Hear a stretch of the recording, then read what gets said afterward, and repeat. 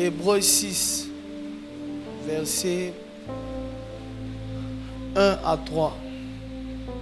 Hébreux 6, le verset 1 à 3. C'est pourquoi, laissant les éléments de la parole de Christ, tendant à ce qui est parfait, sans poser de nouveaux fondements, Sans poser de nouveau le fondement. Du renoncement aux œuvres mortes. Écrivez 1. Renoncement aux œuvres mortes. 1. Renoncement aux œuvres mortes. 2. De la foi en Dieu. 3. La doctrine des baptêmes, l'imposition des mains, L'imposition des mains, la résurrection des morts, la résurrection des morts. le jugement éternel. Ne jouez pas avec votre vie chrétienne. Vous n'appartenez pas à une église seulement, vous appartenez à un royaume. Et ce royaume-là, il a des principes. Ce royaume, il a sa manière de s'habiller. Amen. Amen. Nous appartenons à un royaume et chaque royaume a son langage. Chaque royaume a sa manière de se traiter. De la manière qu'on se soigne en Chine, c'est pas comme ça qu'on se soigne en Afrique. Ils ont la médecine à eux. Nous, on a le don des guérisons. On a notre langue. On parle la langue des anges. On a notre manière de voir la vie. On a notre philosophie. Mais est-ce que ce soir, tu as cru, certes, mais est-ce que tu as la discipline, le comportement, la doctrine, les dogmes du royaume?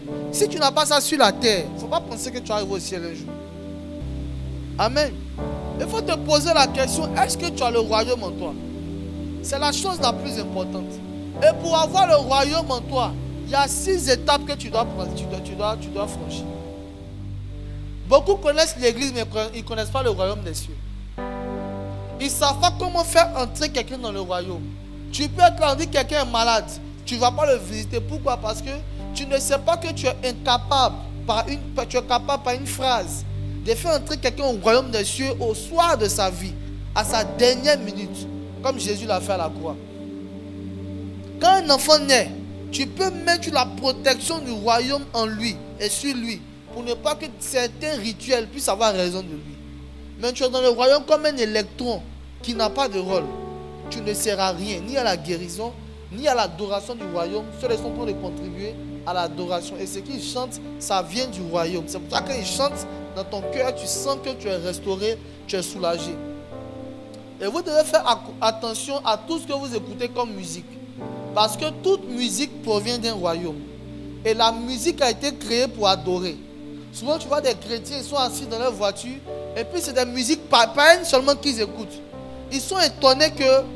Je vais vous raconter un témoignage que j'ai vécu. Un jour, j'écoutais de la musique chrétienne. Et puis, je sentais l'onction du Saint-Esprit. Quand vous écoutez la musique chrétienne, vous sentez l'onction du Saint-Esprit. J'écoutais, je sentais la présence de Dieu. Et cette puissance-là m'amenait à combattre parce que j'étais dans un moment de jeûne. Et puis, j'ai zappé, c'était sur une chaîne chrétienne. J'ai écouté une autre musique chrétienne d'un chrétien. La présence de Dieu s'est retirée. Parce que ce chrétien-là, il n'est pas un vrai chrétien. Il n'est pas affermi. Il n'est pas chante. C'est un artiste gospel. On peut être artiste chrétien sans être chante. Être chante, c'est un appel. Et l'onction a commencé à partir. Je me sentais vide. Et puis j'ai changé la musique automatiquement. L'onction est revenue. Et vous êtes d'un royaume. Mais vous n'avez pas le discernement. Vous ne remarquez pas que tout royaume est sélectif. Quand tu veux épouser une fille qui est de l'autre côté, nos frères qui prient pour aller en bas, qu'est-ce qu'il faut? Ils sont sélectifs. On dit, est-ce que tu t'en dis non, ne te donne pas notre fille. Tu es un bousmani. Tout royaume est sélectif. Mais pourquoi chez vous, tout rentre? Vous ne refusez rien. Vous n'avez pas de principe. Vous acceptez tout. Chaque royaume a ses principes. Maintenant, pourquoi vous voulez être en Christ et puis vous voulez imposer les principes de notre royaume à Dieu? Et puis après, vous êtes étonné que votre vie n'a pas de sens. Mais une vie qui est gouvernée et qui est influencée par 4 royaumes différents, cette vie-là va ressembler à quoi? Chez nous, on a des principes. Nos principes sont écrits dans le livre de la vérité. Quand tu veux prendre une décision, il y a un principe.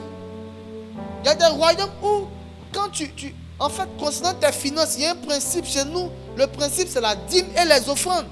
On dit apporter dans la maison du trésor toutes les dîmes et les offrandes. C'est une conjonction de coordination. Et les offrandes. La dîme sans les offrandes, ce n'est pas le royaume.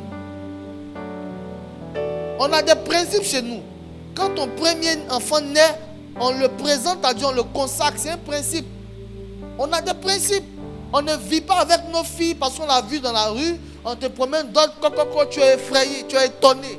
On dirait que tu as perdu le sens de la raison. Parce que quelqu'un dit, il veut juste t'épouser. Tu oublies tes principes. Alléluia. Tu es assis quelque part, on te présente une bouteille d'alcool. Automatiquement, tu veux boire. Mais quels sont tes principes vis-à-vis de ça?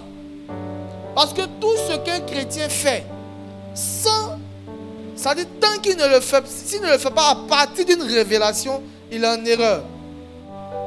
Dis avec moi le royaume des cieux. On est en Christ, mais nos enfants ne sont pas dans le royaume. Parce qu'ils ont grandi devant nous, on ne leur a pas donné l'éducation du royaume. Et aujourd'hui, on est étonné. On dit à ma fille là, mais je lui parle, elle ne comprend pas. Si elle veut, elle va faire ce qu'elle va faire. Mais c'est à toi qui es parent. Dieu va demander des comptes. Quand l'enfant grandissait, tu étais où? Chaque nuit avant de dormir, est-ce que tu prenais l'enfant avec ta femme ou tes enfants pour qu'on puisse faire la prière avant de dormir? Qu'est-ce que vous faites de vos parents?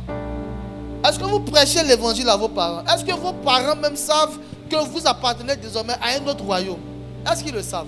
Parce que dans ton quartier, tu as honte d'afficher ton royaume. Tu te caches pour venir à l'église. Tu as honte de t'arrêter là pour servir.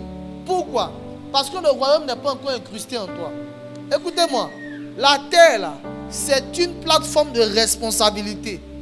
Vous voyez même des gens qui sont nés garçons, qui deviennent femmes d'après eux, qui sont transgenres, homosexuels. Ils n'ont pas honte d'accepter, d'affirmer leur choix. Et puis c'est toi qui as cru au vrai Dieu. Tu as honte de prendre ta Bible pour sortir. Il y a quelque chose qui ne va pas dans ton esprit. Tu as été influencé, ton esprit a été attaqué. Ils n'ont qu'à t'appeler pasteur. Ils n'ont qu'à t'appeler maman pasteur. Entre maman pasteur et puis prostituée, c'est quoi qui est plus, qui est mauvais? Qu'est-ce qui te passe par l'esprit? Pourquoi les chrétiens ne veulent pas admettre, ils ne veulent pas accepter, ils ne veulent pas marcher dans les principes du royaume? Qu'est-ce qui n'a pas marché? Un homme sans principe à la merci de tout le monde. Le monde là, il n'y a pas le principe. Pourquoi? Parce que le monde est gouverné par le prince de la puissance de l'air. Le monde est gouverné par le Dieu de ce siècle. Et la Bible appelle ça le train de ce monde. C'est un train qui s'en va. Et quand on dit aujourd'hui, on parle de quoi? C'est quoi qui est à la mode? C'est payant. Donc toi aussi tu te lèves. Ah alors, vroup, c'est dans le train. Demain si on dit, c'est une mode où on doit porter habit, vroup, vous partez. Parce que le monde, ils n'ont pas de puissance. Mais Christ a dit quoi? Vous recevrez une puissance. Cette puissance va vous emmener à sentir des envies, mais à ne pas répondre, à ne pas se laisser emporter par ces envies-là. Parce qu'on est dans un royaume. Et c'est à cause de la mentalité du royaume que le nom chrétien est né. Parce qu'à Antioche, ils voyaient des gens qui étaient jeunes comme vous, qui étaient âgés comme nos mamans, mais qui ne se laissaient pas emporter par le train de ce monde. Quand on dit à concert là-bas, je ne sais pas qui, eux ils sont dans leur coin. Et donc il y a concert, c'est vrai, mais qui chante? Ils chantent quoi? Et ils chantent pour qui? Mais ce n'est pas pour Jésus, je ne vais pas.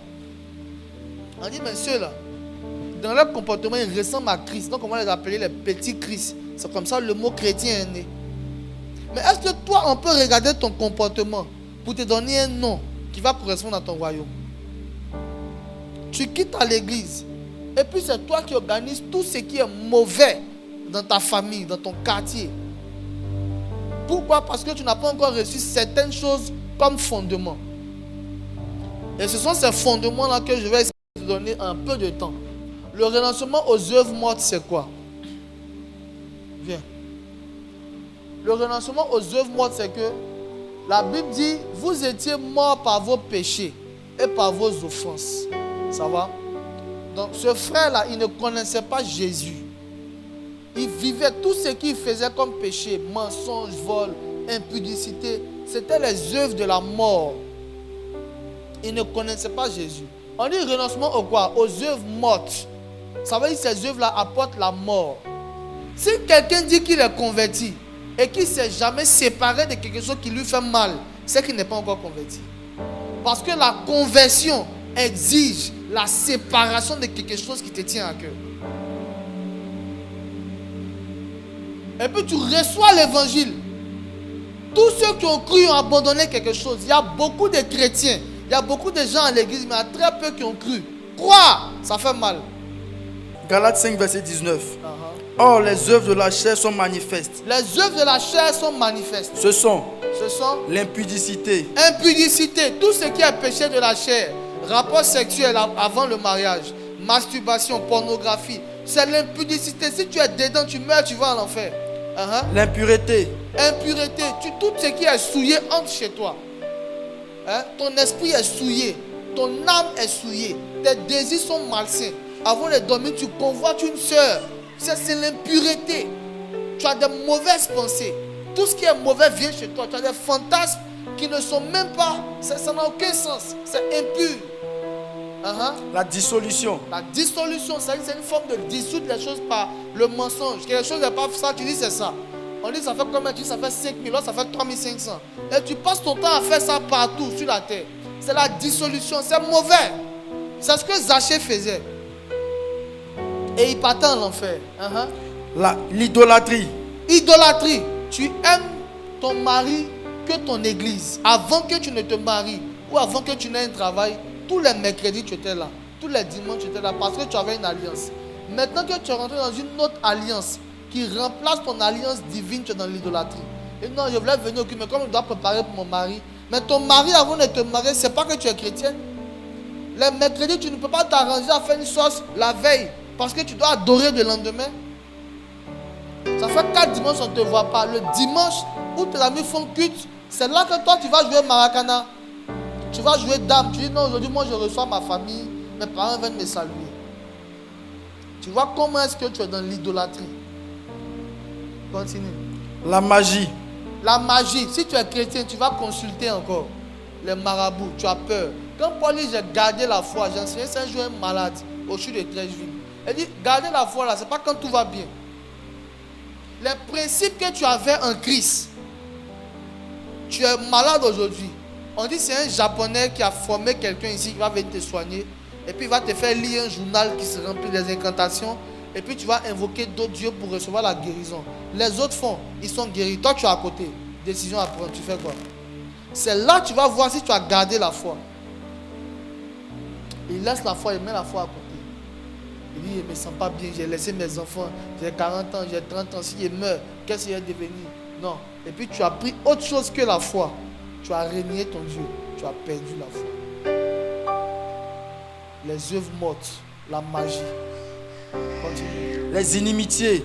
Les inimitiés sont les grandes rivalités. Il y a des gens qui sont à l'église, ils sont assis comme ça. Ils peuvent faire 1 an, ils ne se parlent pas. Ils ne se visent pas, ils ont décidé de manière délibérée de ne pas s'adresser la parole à cause d'une situation. Ils sont assis à l'église. Ils sont dans l'église, mais ils ne sont pas dans le royaume des cieux. Parce que chez nous, on ne fait pas ça. Chez nous, le principe dit, si tu as quelque chose contre ton frère, le contraire même, si ton frère a quelque chose contre toi, ça veut dire que toi, tu n'as rien fait. Tu as raison. Mais quelqu'un dit que toi, tu lui as fait quelque chose. Il faut laisser là ton offrande. Va te réconcilier avec lui. Ça, c'est notre royaume qui dit ça. Maintenant, toi, ton esprit dit, non, moi, je ne peux pas faire ça. Moi, je ne suis pas hypocrite. Quand il ne t'aime pas, il ne t'aime pas. Quand tu m'as déçu, tu m'as déçu. Ça, ce sont des païens qui parlent comme ça. On ne t'a pas demandé ton avis. On dit qu'il faut obéir. Les querelles. Les querelles. Les jalousies. Jalousie. Les animosités. Animosité. Les disputes. Disputes. Les divisions. Division dans l'église. Et même dans la famille. Tu racontes des choses. Et ça fait que les gens ne se parlent pas. Tu as divisé l'église. À cause de toi, un frère qui est arrivé nouvellement. Tu l'as pris. Tu dis ici, il faut faire attention à ceux-là. Tu les vois comme ça, il ne faut pas marcher avec eux. Ceux-là, tu as divisé. Tu as un esprit de division et tu règnes dans la division. Tu peux prospérer dans tes affaires sans critiquer ton voisin. Parce que Dieu, il n'est pas dans tout ça. Quelqu'un peut être ennemi. Lui, il pense que tu es son ennemi. Mais tu n'as pas besoin de le critiquer pour vendre mieux que lui. Non. Tu es chrétien. Continue. Les sectes. Les sectes. L'envie. L'envie. L'ivrognerie. Ivrognerie. Quand on parle, tu dis non, Jésus a multiplié, a fait vin à choses en os de canard. Il a changé l'eau en vin. Timothée a... Donc toi, dans toute la Bible, ce qui t'intéresse, ce sont les parties où on parle du vin qu'ils ont pris pour donner à son camarade. Tu n'as jamais pris les autres parties où on dit si quelqu'un meurt sans gagner une âme à quelqu'un, il va en enfer. Ça ne t'intéresse pas. Hein? C'est-à-dire, toi, tu veux soutenir ton péché par un passage biblique. Ce que tu oublies, c'est que la grâce est trompeuse. Ça ne te dit rien? Il faut continuer à t'enivrer. Continue à boire. Habakkuk 2 dit, malheur à celui qui donne à boire à son ami. Va lire la Bible. Malheur à celui qui donne à boire à son prochain. Parce qu'il a l'intention de voir sa nudité. Vous connaissez la Bible? Lecture. Les excès de table. Excès de table. Tu as mangé. Tu es rassasié. Il y a la nourriture. Comme il y a beaucoup de viande dans la nourriture, tu veux finir la viande là pour donner le riz simple à ton petit frère. Et puis tu es ballonné. Et puis tu es heureux. Parce que si, ou bien à la servante, bon, si elle mange le riz avec le poisson, la viande, ça fait quoi? Tu dis non, donc c'est elle qui va manger tout ça là quoi. Vas-y. Et les choses semblables. Et les choses semblables là, ce sont les péchés que les chrétiens aiment commettre et puis ils demandent, mais est-ce que c'est écrit? Est-ce que la Bible n'est pas fait? C'est ça qu'on appelle et les choses semblables. Ça veut dire toute autre chose qui ressemble à ce qu'on vient de citer là. Quand tu fais ça, c'est l'enfer. Donc la première étape d'un chrétien, c'est ce qu'on appelle le renoncement aux œuvres mortes. Si vous venez à l'église, que vous n'avez pas renoncé aux œuvres mortes, la Bible dit les choses de la mort donnent la mort et les choses de la vie donnent la vie. Tu peux être chrétien, tu as encore copain, copine, et que tu n'as pas renoncé à cette relation, tu pratiques les œuvres mortes, tu vas en enfer. Tu es encore chrétien et puis tu vis d'un péché qui est caché, tu es dedans, c'est l'enfer. Tu pratiques les œuvres mortes, c'est l'enfer. Le renoncement aux œuvres mortes, c'est pas un homme qui m'enseigne ça, c'est Dieu lui-même. Toi, tu es chrétien, tu es assise. La chair et le sang te dominent. La chair et le sang. Tu dis tu es chrétien, tu es chrétienne, mais il y a des décisions que tu n'as pas encore prises. Je suis venu ce soir pour t'exhorter et pour te conseiller, pour te faire comprendre que le fait que tu sois présent ici, c'est déjà une bonne chose. Tu as pris une décision. Mais il y a des décisions que tu n'as pas encore prises. Il y a des résolutions que tu n'as pas encore prises. Tu dois comprendre que accepter Jésus, c'est bon. Mais accepter Jésus n'envoie pas au ciel. C'est persévérer avec Jésus qui envoie au ciel. Parce que Démas avait accepté Jésus, mais il a abandonné pour le siècle présent. Alexandre de Forderon avait accepté Jésus, mais il a abandonné. Ceux qui vont venir dire Seigneur, Seigneur, n'avons-nous pas fait des miracles en ton nom? Mais comment ils vont faire des miracles? C'est parce qu'ils ont accepté Jésus, ils ont reçu l'Esprit, ils ont reçu l'onction, mais vers la fin, ils ont laissé la présence de Dieu au profit de la puissance de Dieu. Et ils ont dévié. Qu'est-ce que tu as abandonné? Pourquoi tu es chrétien et puis dans ton téléphone on trouve encore des films pornographiques? Pourquoi tu es chrétien et puis les numéros de tes ex sont dans ton téléphone et puis tu es étonné de chuter? La chute n'est pas, c'est pas une surprise, c'est un résultat. Parce que pour chuter là, tu ne passais pas comme ça dans la rue et puis tu as chuté un coup. Non. Ça a été prémédité. Vous avez parlé, vous avez échangé des messages, vous avez pris rendez-vous. Tu sais ce qui t'attire. Et puis tu as laissé ça venir à toi. Ça ne t'a pas étonné. Faites très attention à votre vie. Faites très attention. Quand tu sors d'ici, là, quelle décision tu prends? Qu'est-ce que tu commets comme péché pour te réconforter, pour te soulager? Que tu caches? La chair et le sang ne vous emmènent pas seulement à pécher. La chair et le sang vous donnent des révélations. C'est que vous ne savez pas. Beaucoup de chrétiens se disent que non, comme je vais dompter la chair, le côté péché, dit oui. C'est ce que les apôtres ont fait. La chair et le sang peut t'inspirer des révélations. C'est qui a amené les frères de Joseph a dit, voici le faiseur de songes. Attrapons-le, tuons-le. C'est la chair et le sang qui a fait monter par la jalousie l'envie de tuer.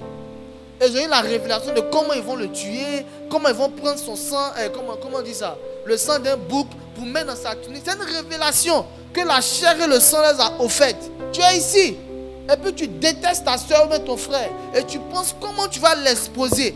Donc le mécanisme que tu as fait pour qu'il soit exposé là, est l'œuvre de la chair et du sang.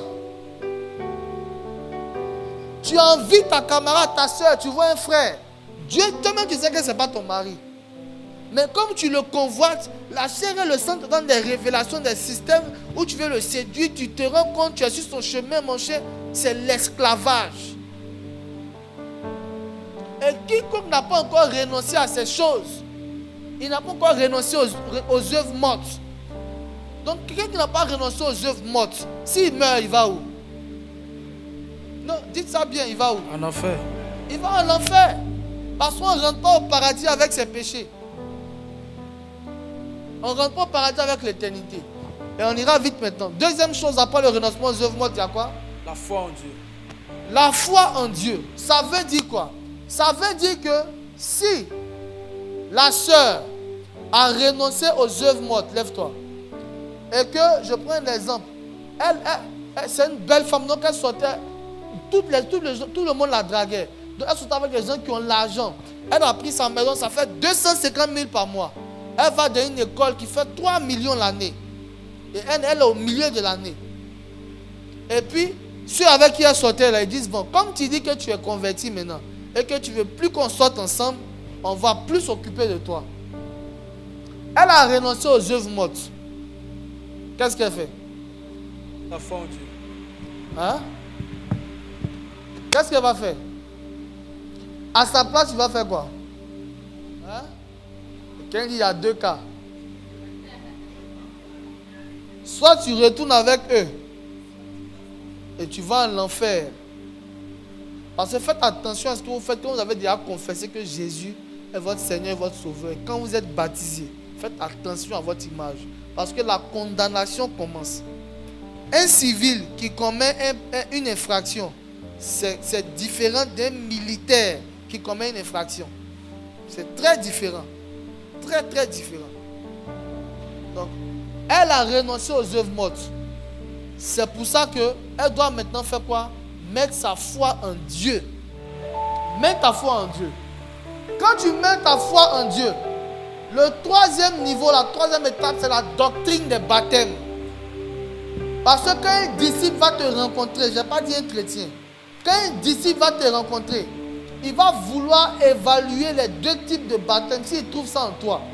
On voit des personnes qui veulent entrer dans la doctrine des baptêmes sans avoir renoncé aux œuvres mortes, sans avoir mis leur foi en Dieu. Pendant qu'Apollos était à Corinthe, Paul, après avoir parcouru les hautes provinces de l'Asie, arriva à Éphèse. Ayant rencontré quelques disciples, il leur dit: Paul arriva à Éphèse, il a rencontré quelques disciples comme ça, et puis il leur dit: avez-vous reçu le Saint-Esprit quand vous avez cru? Doctrine des baptêmes. Avez-vous reçu le Saint-Esprit quand vous avez cru? Il lui répondit: les disciples ont dit: nous n'avons même pas entendu dire qu'il y ait un Saint-Esprit. Est-ce que vous entendez ça? Il dit: nous n'avons même pas entendu dire qu'il y a un Saint-Esprit. Et celui qui est venu nous évangéliser là, il nous a dit Jésus t'aime. On a dit d'accord. Il nous a baptisé puis il est parti. Il nous a même pas dit qu'on doit chercher le baptême de l'Esprit. Il ne nous a pas parlé de ça. Paul dit: hey, mais Paul avait quoi? Il avait la doctrine des baptêmes. Il y a 3 baptêmes. Il y a le baptême d'eau, le baptême du Saint-Esprit et le baptême de feu. Donc, Paul dit quoi? Il dit: de quel baptême avez-vous été baptisé? Il rentre maintenant dans la doctrine des baptêmes. Il dit: mais vous dites que vous êtes disciples de Jésus-Christ. De quel baptême donc avez-vous été baptisé? Et il répondit: et il dit: du baptême de Jean. Du baptême de Jean. Maintenant, Paul va leur relater, va leur expliquer la doctrine des baptêmes. Ce que tu dois faire à tes parents, à tes amis. Parce que chaque fois que tu rencontres un chrétien, tu dois travailler à le faire monter. Si le niveau du renoncement aux œuvres mortes, tu dois l'emmener à monter à quoi? À la foi en Dieu. Si le niveau de la foi en Dieu et qui n'est pas encore baptisé, tu dois le faire monter à la doctrine des baptêmes.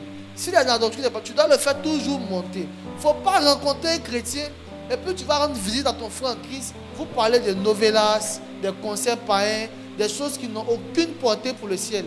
Ça n'a pas de sens. Quelqu'un te rencontre, tu dois monter. Donc Paul leur dit quoi? Alors Paul dit: Jean a baptisé du baptême de repentance. Il dit: mais le baptême de Jean là, ça c'est juste pour la repentance. Disant au peuple de croire en celui qui venait après lui, c'est-à-dire en Jésus. Il dit: voici le rôle du baptême de Jean. Il ne faut pas te baser dessus pour penser que tu es baptisé. Tu es baptisé d'où on t'a plongé, c'est bon. Tu as accepté Jésus, tu as été fiancé sur lui. Mais ce type de baptême là n'est pas compétent pour t'envoyer au ciel. Parce que c'est une formalité. Donc comment maintenir cette formalité? Il faut recevoir un autre baptême qu'on appelle le baptême du Saint-Esprit. Sur ces paroles, Sur ces il fut paroles. baptisé au nom du Seigneur Jésus-Christ. Lorsque Paul leur eut imposé les mains, Maintenant, quand Paul qui transporte le Saint-Esprit, et c'est ce que je veux que tu atteignes comme niveau, quand Paul leur eut imposé les mains, le Saint-Esprit vint sur eux le Saint-Esprit vint sur eux. et ils parlaient en langue et prophétisaient. Ils ont été baptisés du baptême de l'Esprit. Ils ont commencé à parler en langue et puis à prophétiser. Un vrai disciple de Jésus, quand il met sa main sur toi, le Saint-Esprit accompagne. Lisez tout le livre des Actes des Apôtres. Partout où on parlait du passage d'un apôtre, à sa suite, on parle de la personne du Saint-Esprit. On dit Pierre est arrivé chez Corneille. Pendant qu'il est en train de parler, le Saint-Esprit est descendu sur les païens. Et la doctrine du baptême s'est mentionnée. Ils ont dit, mais est-ce qu'on peut refuser l'eau à des personnes qui ont déjà reçu l'Esprit? On peut recevoir le baptême du Saint-Esprit avant même de se faire baptiser d'eau. Pendant qu'il a mis la main sur eux, le Saint-Esprit est descendu. Il les a fait passer où ça? À un autre niveau. Ils étaient au niveau de la foi en Dieu. C'est pour ça qu'ils confessaient le niveau de baptême qu'ils avaient. Et puis maintenant, Paul leur dit, aspirez à un autre baptême. Et ils ont reçu le Saint-Esprit. Donc vous voyez, dans le baptême du Saint-Esprit, on monte dans ce qu'on appelle l'imposition des mains. Qui est le 4e niveau, n'est-ce pas? L'imposition des mains. L'imposition des mains est un don, est un transfert, est un point de contact. Imposer les mains, c'est un sacerdoce qui est grave, qui est terrible, qui est profond, qui est dangereux. En réalité, la Bible n'a pas dit qu'on impose les mains, on doit prier avant que tu guérisses. Il dit ils imposeront les mains aux malades et les malades seront guéris. Fais attention aux gens qui posent leurs mains sur toi. Donc, premier, on a quoi? Renoncement aux œuvres mortes. Deuxième, on a quoi? La foi en Dieu. Quand on a fini de renoncer aux œuvres mortes, parce que la foi qui n'est pas éprouvée n'est pas une foi. La foi perd tout son sens si l'épreuve n'existe pas. Donc, une fois que tu as abandonné cette vie, et puis tu dis, mais qu'est-ce que je vais manger maintenant? Ta foi commence. Et quand tu as surmonté ça, et que tu te fais baptiser, tu as reçu le baptême d'eau, d'esprit et de feu. Maintenant, l'imposition des mains. Tu as la capacité en toi maintenant d'imposer les mains à quelqu'un. Mais toi, tu vis dans le péché. On est quelqu'un mal et puis tu cours pour aller prier pour lui. Tu veux lui communiquer quoi? Tu veux lui donner quoi? Donc tu peux maintenant imposer les mains. Parce que tu as reçu l'esprit en toi.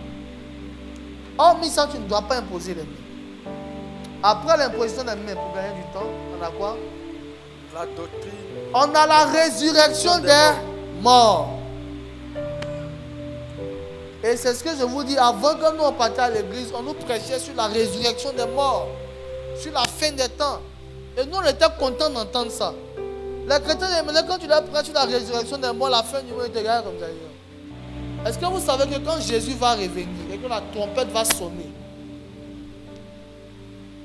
on sera enlevé avec Christ. Mais avant qu'on ne soit enlevé, tous ceux qui sont morts en Christ vont ressusciter d'abord. C'est ce qu'on appelle la résurrection des morts. Tous ceux qui meurent en ce moment, ils sont morts, oui, mais ils sont dans un sommeil. Leur corps est mort, mais leur âme est dans un sommeil.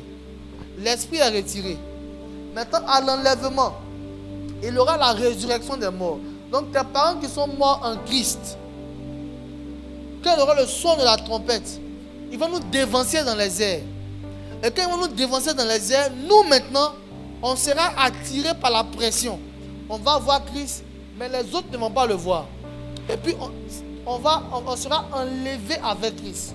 Ça sera extraordinaire. Tout chrétien doit comprendre qu'il ne meurt pas. Un esprit ne meurt pas. Et le dernier point, c'est quoi? Le jugement éternel. La Bible dit, car Dieu emmènera toute œuvre en jugement au sujet de ce qui est caché, soit bien, soit mal. Il faut lire Ecclésiaste 12, verset 13 à 15. Les paroles des sages sont comme des aiguillons. Les paroles d'un sage là, c'est comme des aiguillons, des aiguilles. Quand il parle, ça fait mal, ça te pique. Mais c'est pas parce que ça te pique qu'on va pas continuer, on va parler. Et rassembler en un recueil. Rassemblées en un recueil.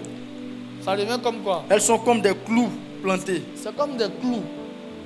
C'est ça l'évangile authentique. Mais quand on prêche, non, il ne faut pas me juger. Non, le pasteur il parle toujours mal. Non, l'évangile, on nous insulte là-bas. Non, on va partir dans les églises où on nous caresse. Tu connais le royaume des cieux, tu connais l'enfer. Il est mieux de rencontrer un disciple qui va te dire la vérité, car une vérité qui fait mal, qui va t'emmener à changer.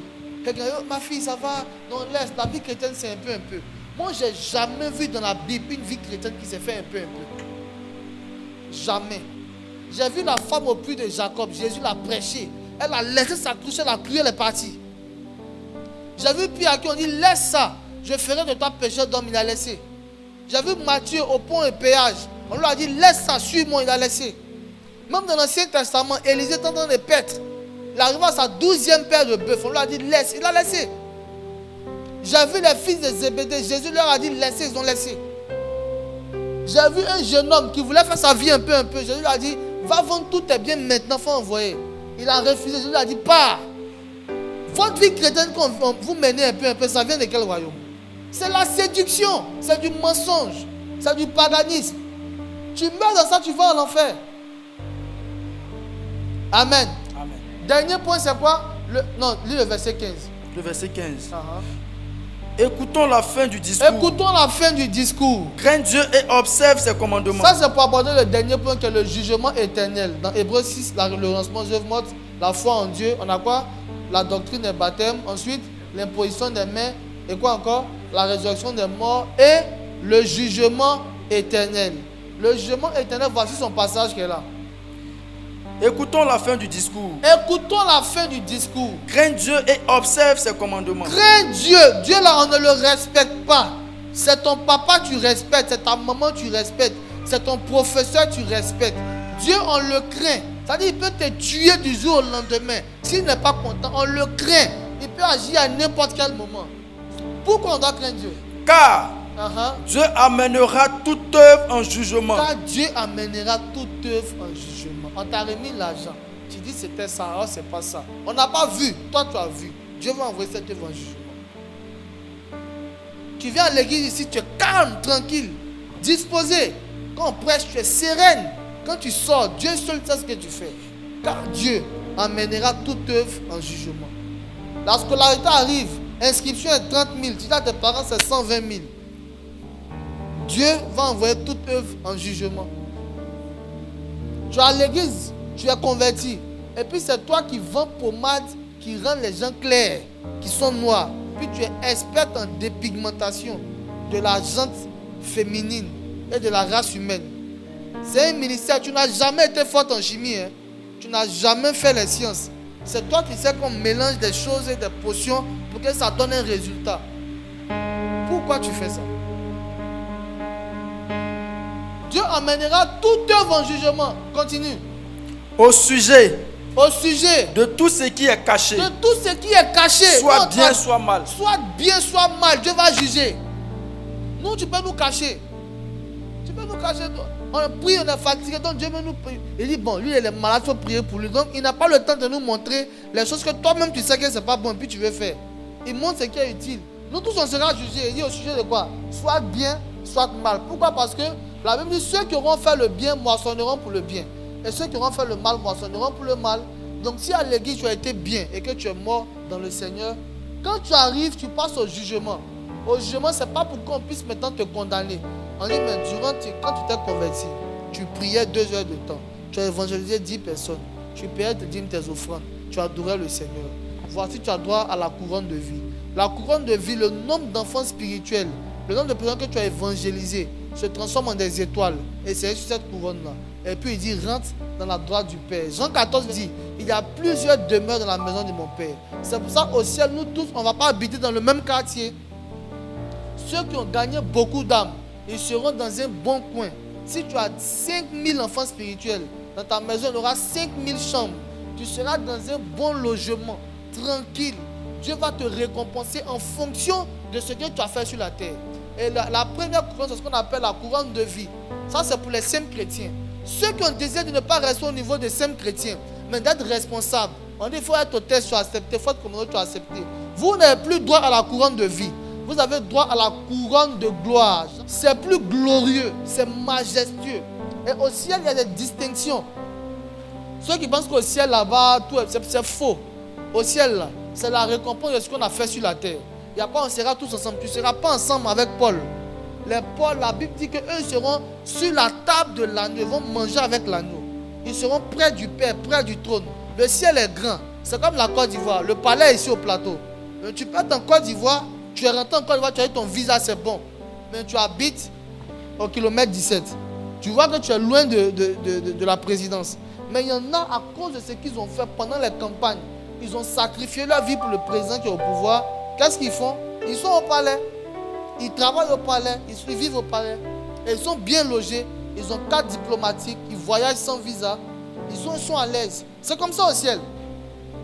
Donc, les John Wesley, les Charles Finney, les Dwight Moody, les Catherine Kuhlman, qui habitent des grandes maisons au ciel, qui sont proches de l'agneau. Si tu veux être récompensé à leur dimension, il faut commencer à te consacrer. Et la troisième type de couronne, c'est ce qu'on appelle la couronne de justice. Ça, c'est pour nous, les apôtres, les pasteurs, les évangélistes, les prophètes, les docteurs. On a entendu vos critiques, mais on ne s'est pas arrêté, on a continué à servir Dieu. On prie pour vous, Dieu vous exauce. Vous partez sponsoriser l'anniversaire des gens pendant qu'il n'y a pas appareil dans votre église. C'est décourageant, mais on continue à prêcher. Ça, c'est pour les pasteurs. C'est ça Paul dit. J'ai combattu le bon combat. J'ai achevé la course, j'ai gardé la foi. Désormais, la couronne de justice m'est réservée. Quand quelqu'un meurt, il doit savoir avec quel type de couronne il rentre au ciel. C'est pour ça qu'un bon croyant, quand il meurt, il ne se débat pas, il sourit. Il ne quitte pas la terre dans le malheur. Non. Je prie dans les hôpitaux, c'est ça de quoi je vous parle. Il rend l'âme dans la félicité. Et il sait ce qu'il mérite. Donc il aura deux types de personnes. Ceux qui ont fait le bien, nous on va partir comme ça à droite. Et puis on dit, mais venez, mais toi, couronne de vie. Tiens, toi, couronne de gloire. Tiens, oh, couronne de justice. Mais ça n'a pas été facile, hein. Tu as persévéré, tu es resté, tiens. Toi, on dit, il faut chanter. Tu dis, non, moi, je ne chante pas. Les gens d'avant, mais si tu t'en fais malin. Donc Satan t'a eu. Mais tu as été sauvé quand même. Tu as couronne de vie. Mais quand on rentre au ciel ensemble, les anges qui viennent nous accueillir sont différents. Alors que pour toi, c'est un ange qui dit, bon, viens. Il faut aller là-bas, là. C'est là-bas que tu habites. Hein? Tu rentres là-bas, tu sors comme ça. Mais celui qui a la couronne de gloire, couronne de justice, les anges font une aide d'honneur comme ça. Puis ils t'acclament. On dit, bienvenue. Tu as fait un long voyage pour arriver ici. Tu vas persévérer dans ta foi.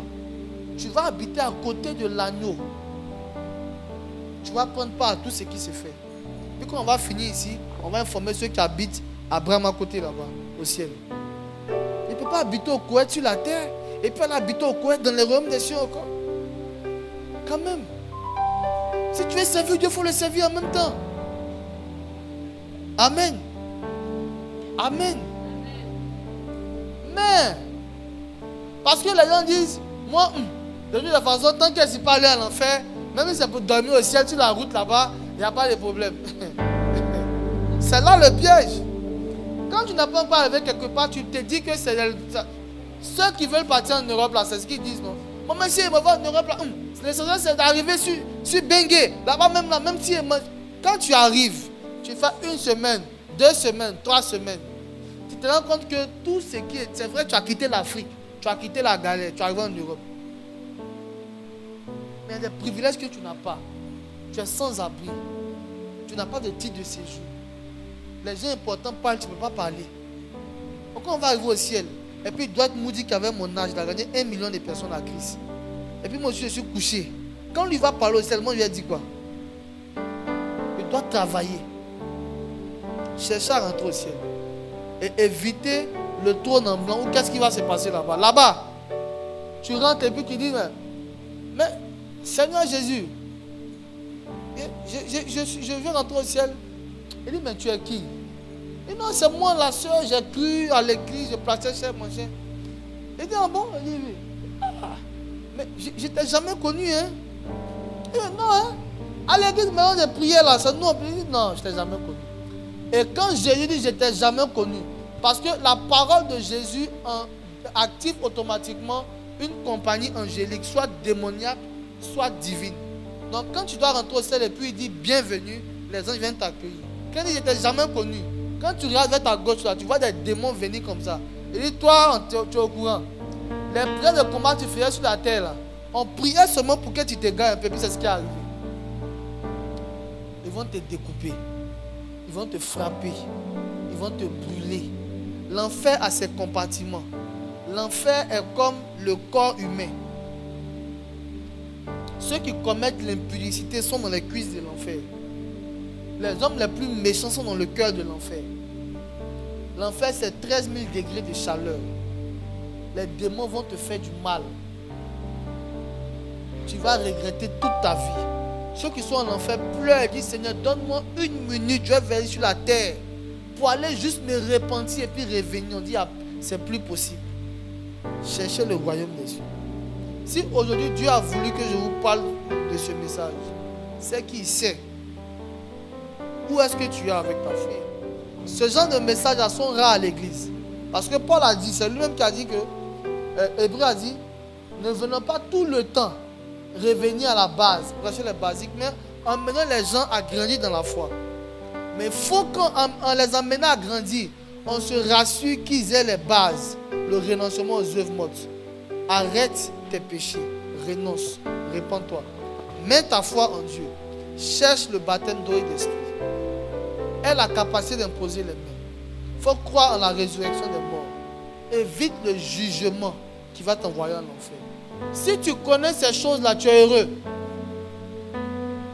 Il y a des choses, tu ne vas jamais rentrer dedans. Tu vas marcher en connaissant tes limites. Et si tu marches avec cet état d'esprit, tu seras sauvé. Amen. Que Dieu te bénisse.